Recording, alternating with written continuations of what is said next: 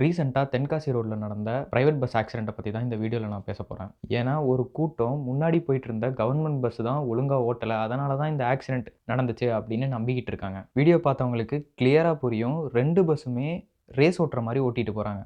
இஷ்டத்துக்கு எல்லா வண்டியுமே ஓவர்டேக் பண்ணிட்டு போயிட்டு இருக்காங்க. ரோட்ல போற எல்லா வண்டியுமே எதுக்கு ஓவர்டேக் பண்ணணும்? இப்போ இந்த ரோடோட ஸ்பீட் லிமிட் வந்து ஒரு 40 கிலோமீட்டர்/ஹவர் இருக்கும். அந்த ஸ்பீட்ல தான் அந்த ஸ்கூட்டி டிரைவர் போறாங்க அப்படின்னா, எதுக்கு இந்த பஸ் ஓவர்டேக் பண்ணணும்? ஸ்கூட்டி டிரைவரா இருந்தாலும் சரி, பைக்கா இருந்தாலும் சரி, காரா இருந்தாலும் சரி, பஸ்ஸா இருந்தாலும் சரி, லாரியா இருந்தாலும் சரி, எல்லாருமே அந்த 40 கிலோமீட்டர்/ஹவர் ஸ்பீட்லயே தான் மெயின்டெயின் பண்ணணும். எல்லாருமே அந்த 40ல போயிட்டு இருக்காங்க அப்படின்னா, உங்களுக்கு வந்து அவசியமே கிடையாது ஓவர்டேக் பண்ணணுங்கிறது. ஆக்சுவலா இந்த ஃபூட்டேஜ்ல என்ன தெரியுதுன்னா, முன்னாடி போன கவர்ன்மென்ட் பஸ் வந்து பின்னாடி இருக்கிற பஸ்ஸுக்கு வந்து வழி விடாம ரேஜ் பைட் பண்ணியிருக்காரு.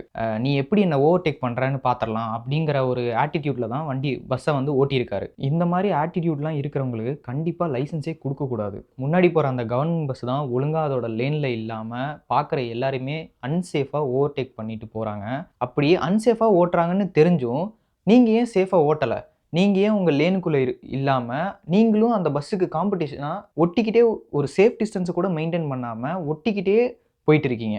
இப்ப அந்த கவர்ன்மென்ட் பஸ் தான் ரொம்ப கேவலமா ஓட்டிட்டு போகுது அப்படின்னு தெரிஞ்சும், அத விட கேவலமா இந்த கேசர் பிரைவேட் பஸ்ஸும் ஓட்டிட்டு போயிட்டு இருக்கு. இந்த ஆக்சிடென்ட்க்கு முழு காரணமும் இந்த கேசர் பஸ் டிரைவர் தான். என்னதான் முன்னாடி போன அந்த கவர்ன்மென்ட் பஸ் ரேஜ் பைட் பண்ணியிருந்தாலும், மோசமா ஓட்டியிருந்தாலும், ஆக்சிடென்ட் ஆனது இந்த கேசர் பஸ்ஸுக்கு தான். ஸோ ஆக்சிடென்ட் ஆன இந்த கேசர் பஸ் டிரைவர் மேல தான் கேஸ் ரிஜிஸ்டர் ஆகும். இப்போ இந்த டேஷ் கேம் ஃபுட்டேஜ் மட்டும் இல்ல அப்படின்னா, எல்லா ப்ளேமும் கவர்ன்மென்ட் பஸ் மேலேயே திரும்பி இருக்கும். உங்களுக்கு முன்னாடி ஒரு டிரைவர் ரொம்ப கேவலமா வண்டி ஓட்டிட்டு போறாரு. ரூல்ஸ ஃபாலோ பண்றதில்ல. ஒரு மாரி சஸ்பீஷியஸா இருக்கு அப்டின்னா, அவர்கிட்ட இருந்து ஒரு 100 ஃபீட் தள்ளி இருங்க. அவர்கிட்ட இருந்து உங்கள நீங்க ஃபர்ஸ்ட் காப்பாத்திக்க ட்ரை பண்ணுங்க. உங்களுக்கு இந்த ட்ரெய்னிங்லலாம் பஸ் வந்து லேன்ல தான் போகணும். ஓவர்டேக் எப்போ சேஃபா பண்ணணுமோ அப்பதான் ஓவர்டேக் பண்ணணும். ஸ்பீட் லிமிட்க்குள்ளேயே போகணும். ஓவர் ஸ்பீடா போகக்கூடாது. பேசஞ்சர்ஸ சேஃபா ஹேண்டில் பண்ணணும். ரோட் ரேஜ் பண்ணக்கூடாது. மத்த ரோட் யூசர்ஸையும் மதிக்கணும்.